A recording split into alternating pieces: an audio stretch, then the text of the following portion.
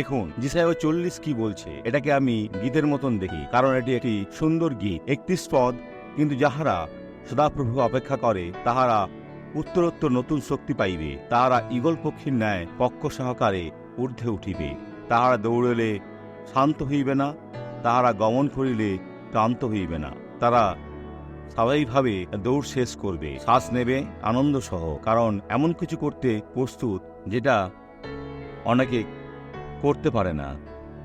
ঈশ্বরের সাথে অভিজ্ঞতা দরকার, চান আর তিনি আপনাকে দেবেন। এই সাক্ষরটি দেখুন। আমার ফিমার ভেঙে গিয়েছিল আর চলা কষ্টকর ছিল। এটা কখন ভাঙলো? এটা প্রায় 6-7 বছর আগে। আগে কিভাবে চলতেন? এটা কষ্টকর, চলার জন্য লাঠি ব্যবহার করতে হতো। বোন, আজ এখানে কিভাবে এলেন? আসলে এখানে এসেছি, কিন্তু খুব কষ্টকর ছিল। ধীরে, তাই তো? হ্যাঁ। ঘুরে বেড়ান। আর এখন কেমন আমাদের দেখান, এগিয়ে যান। আজ আমাদের দিন, ঈশ্বর আপনাকে আশীর্বাদ করছেন। ধীরে ধীরে হবে যান, দৃঢ় হবে।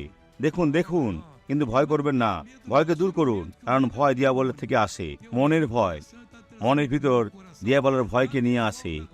এখন ঘুরে দাঁড়ান, এখানে আসুন, সেটাই হচ্ছে। একটু দৌড়ান, একটু দৌড়ান। বোন, এগিয়ে যান। বোন, ঈশ্বর আপনাকে সুস্থ করছেন। প্রার্থনা করতে চাই। পিতা, এই প্রতিজ্ঞার অধিকারকে নিচ্ছি। আমার ঈশ্বর, এখানে বলা সমস্ত কিছুই আমাকে চিন্তিত করে, আর আমি ব্যবহার করতে চাই। আর এই ব্যক্তি যিনি পদকে পড়ছেন, অনেকে অন্যদের জানে, কিন্তু অন্যরা জানে না। এখন পিতা, তারা জানবে। এটা আপনার আশীর্বাদ। ঈশ্বরের বাক্যের পরিচর্যাকারী হিসেবে আপনার জীবন থেকে মন্দকে দূর করি। এখন সমস্ত মন্দ ছেড়ে যাবে যিশুর নামে। আর আপনি বলুন আমিন।